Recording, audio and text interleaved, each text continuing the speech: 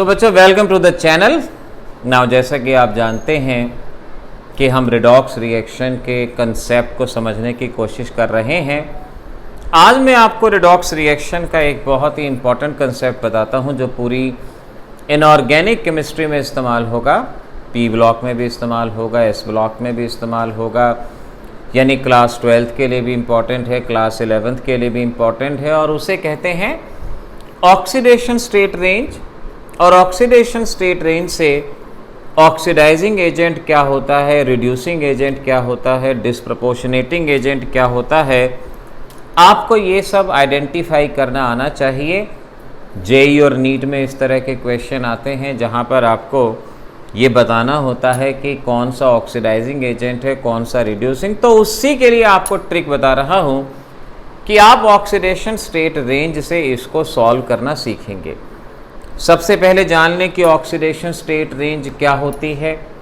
Oxidation state range का मतलब है कोई भी एलिमेंट कितने इलेक्ट्रॉन का लॉस करता है या गेन करता है अपना ऑक्टेट पूरा करने के लिए या अपना कॉन्फ़िगरेशन स्टेबल करने के लिए। कोई भी एलिमेंट कितने इलेक्ट्रॉन का गेन करता है या लॉस करता है अपना कॉन्फ़िगरेशन स्टेबल करने के लिए। अब ध्यान से देखना, सपोज आपके पास सल्फर है जिसका कॉन्फ़िगरेशन 286। आप सभी जानते हैं सल्फर का कॉन्फ़िगरेशन 286। अब जरा खुद सोचो कि ये सल्फर कितने इलेक्ट्रॉन का गेन करेगा या लॉस करेगा अपना ऑक्टेट पूरा करने के लिए।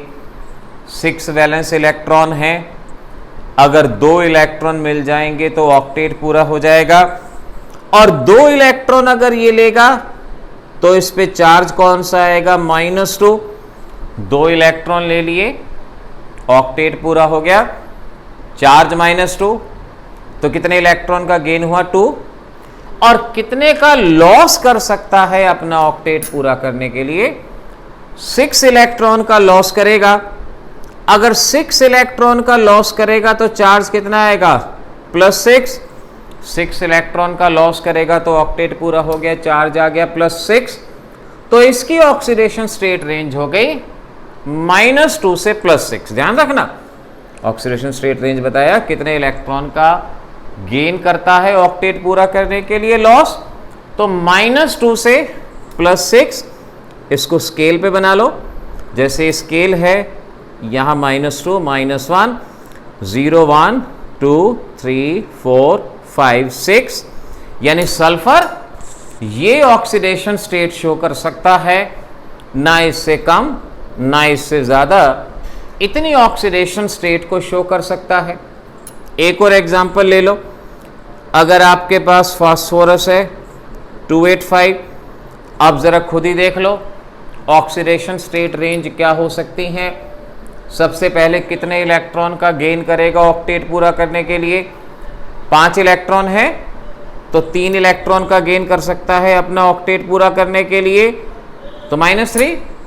और कितने का लॉस कर सकता है ऑक्टेट पूरा करने के लिए, 5 का लॉस, सो दिस इज +5। तो रेंज क्या होगी इसकी, इसकी रेंज हो गई -3 to +5, यानी फास्फोरस इन ऑक्सीडेशन स्टेट को शो कर सकता है, इनके अलावा कोई ऑक्सीडेशन स्टेट को शो नहीं करेगा, इतनी ऑक्सीडेशन स्टेट को शो करेगा, याद रखना। तो कोई भी एलिमेंट कौन कौन सी ऑक्सीडेशन स्टेट शो कर सकता है ये आपको सिखाया। अब देखो, इस पे एक तो आपसे इस तरह के क्वेश्चन पूछे जाएंगे। आपसे कहा जाएगा भाई ये बताओ, आपके पास ये मॉलिक्यूल हैं या ये स्पीसीज हैं, इनमें से कौन स्टेबल है और कौन स्टेबल नहीं है, कौन पॉसिबल है कौन पॉसिबल नहीं है। इस तरह का क्वेश्चन आ गया। अब कौन पॉसिबल है कौन पॉसिबल नहीं है कैसे सॉल्व करोगे। सेंट्रल एटम सल्फर है, पहले सल्फर की ऑक्सीडेशन स्टेट रेंज निकाल ली, -2 to +6, तो ये हमारे पास रेंज होगी, ये रेंज पॉसिबल है। अब इनमें हर एक में सल्फर का ऑक्सीडेशन नंबर निकालो। यहां सल्फर का ऑक्सीडेशन नंबर कितना आएगा, आपने ऑक्सीडेशन नंबर निकालना सीख रखा है, x मान लिया, -2 × 2 4 आएगा। क्या ये ऑक्सीडेशन नंबर 4 उस रेंज में है? आप देख सकते हो 4 रेंज में है, पॉसिबल है, तो ये मॉलिक्यूल पॉसिबल है। यहां इसका ऑक्सीडेशन नंबर निकालो, 6 आएगा। क्या उस रेंज में है? बिल्कुल है, ये भी पॉसिबल है। यहां इस सल्फर का ऑक्सीडेशन नंबर निकालो, 6 आएगा। क्या उस रेंज में है? बिल्कुल है। अगर आपको ऑक्सीडेशन नंबर निकालना नहीं आता तो हमारे चैनल के पिछले वीडियो को ज़रूर देख लेना, वहाँ पर ऑक्सीडेशन नंबर निकालना सिखा रखा है। अगर आता है तो बहुत अच्छी बात है। और SO4 यहाँ ऑक्सीडेशन नंबर निकालोगे 8 आएगा। क्या 8 इस रेंज में है? नहीं है। अगर 8 नहीं है तो हमारा ये मॉलिक्यूल पॉसिबल नहीं है। तो इस तरह से ये पहले टाइप के क्वेश्चन आए कि कौन सा मॉलिक्यूल पॉसिबल है, कौन सा मॉलिक्यूल पॉसिबल नहीं है। अब ये आपने यहाँ पर सॉल्व कर लिया, ये आपने बता दिया, ये सॉल्व। अच्छा, अब नेक्स्ट टाइप ऑफ प्रॉब्लम, क्योंकि अगर आप जेईई नीट की तैयारी कर रहे हो तो ज़रूरी है आपको हर प्रॉब्लम का बेसिक क्लियर होना चाहिए, हर प्रॉब्लम का मेथड मालूम होना चाहिए। अब देखो अगली चीज़ क्या है। अब आपको पता हो ऑक्सीडाइजिंग एजेंट किसे कहते हैं। ऑक्सीडाइजिंग एजेंट शॉर्ट में OA भी लिख देते हैं, मैं शॉर्ट में लिख देता हूं OA। ऑक्सीडाइजिंग एजेंट उसे कहते हैं जो अपना ऑक्सीडेशन नंबर डिक्रीज कर सकता है, can decrease its oxidation number. जिसका ऑक्सीडेशन नंबर डिक्रीज हो सकता है वो ऑक्सीडाइजिंग एजेंट। कॉपी पे लिख लेना, क्योंकि मैं यहां पर अभी वो चीज़ समझाऊंगा, ये हटा दूंगा, लिख लेना जो ऑक्सीडेशन नंबर डिक्रीज कर सकता है। रिड्यूसिंग एजेंट किसे कहते हैं? जो अपना ऑक्सीडेशन नंबर इंक्रीज कर सकता है उसे रिड्यूसिंग एजेंट कहते हैं, रिड्यूसिंग एजेंट। और एक होता है जिसे कहते हैं डिसप्रपोर्शनेटिंग एजेंट। रिडॉक्स एजेंट भी कहते हैं और डिसप्रपोर्शनेटिंग एजेंट भी उसको कहा जाता है।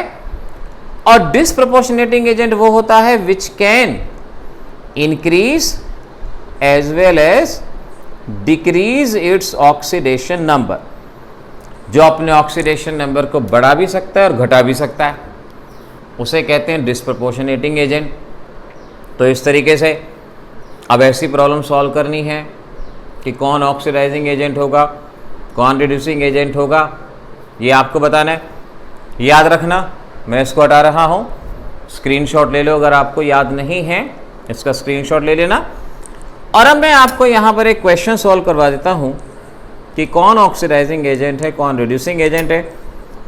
अब जैसे आपके पास H2SO4 है, अब आपको बताना है कि ये ऑक्सीडाइजिंग एजेंट है या रिड्यूसिंग एजेंट है, क्या है। तो कैसे करोगे? सबसे पहले सेंट्रल एटम, सेंट्रल एटम जो सबसे बड़ा एटम होता है, वरना मॉलिक्यूल लिखा होगा ना उसको देख के मालूम पड़ जाएगा कि सल्फर है, सल्फर सेंट्रल एटम। उसकी निकाली oxidation state range, oxidation state range निकाल ली -2 to +6, अभी सिखाया था कैसे निकाले जाती है ऑक्सीडेशन स्टेट रेंज, वो आपने निकाल ली। अब यहां पर सल्फर का ऑक्सीडेशन नंबर निकालो, कितना आएगा। ऑक्सीडेशन नंबर निकालना पिछले वीडियोज में सिखा रखा है, मैं आपको याद दिला दूं। तो यहां पर सल्फर का ऑक्सीडेशन नंबर आएगा 6, सल्फर का ऑक्सीडेशन नंबर आएगा 6 आएगा। अब रेंज में चलो, 6 का मतलब सल्फर का ऑक्सीडेशन नंबर 6 है, रेंज में देख सकते हो, उससे ज्यादा हो नहीं सकता क्योंकि आगे पॉसिबल ही नहीं है।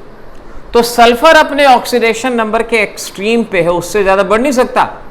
हाँ, घट सकता है, डिक्रीज हो सकता है। और जिसका ऑक्सीडेशन नंबर डिक्रीज हो सकता है उसे क्या कहते हैं? Oxidising agent. अभी भी बताया था, उसे कहते हैं ऑक्सीडाइजिंग एजेंट। तो H2SO4 क्या हो गया? ऑक्सीडाइजिंग एजेंट, क्योंकि अपना ऑक्सीडेशन नंबर घटा सकता है, ये हो गया।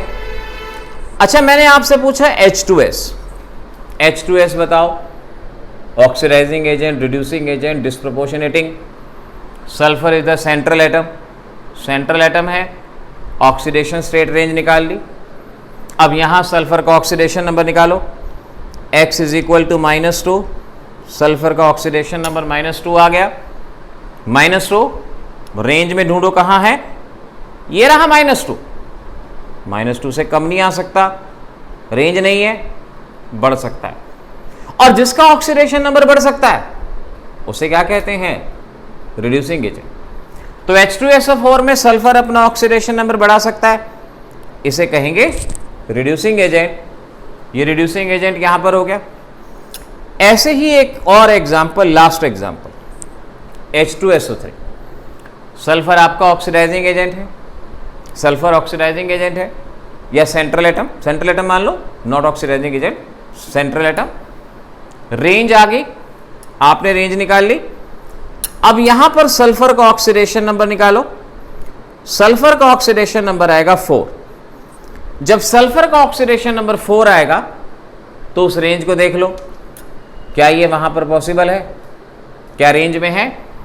4 का मतलब यहां है। अब इसका ऑक्सीडेशन नंबर 4 है, ये बढ़ भी सकता है, डिक्रीज भी हो सकता है। 4 से 6 पे बढ़ भी सकता है, 4 से -2 पे डिक्रीज भी हो सकता है। जिसका ऑक्सीडेशन नंबर बढ़ भी सकता है, घट भी सकता है, उसे क्या कहते हैं? डिसप्रपोर्शनेटिंग एजेंट और रिडॉक्स एजेंट। तो H2SO3 हमारा ऑक्सीडाइजिंग एजेंट भी है, रिड्यूसिंग एजेंट भी है, और इसी तरह से H2S हमारा रिड्यूसिंग एजेंट है, ये हमारा ऑक्सीडाइजिंग एजेंट है। मिनटों में हमारा कंसेप्ट हो गया। ऐसे ही छोटे छोटे कंसेप्ट आपकी इनऑर्गेनिक को मजबूत बनाएंगे। अपनी इनऑर्गेनिक को स्ट्रॉन्ग करने के लिए ज़रूरी है कि आप ऐसे कंसेप्ट को सीखें, बार बार प्रैक्टिस करें, ये आपके लिए बहुत होगा। तो आज की वीडियो में सिर्फ इतना, मिलेंगे नेक्स्ट वीडियो में। All the best.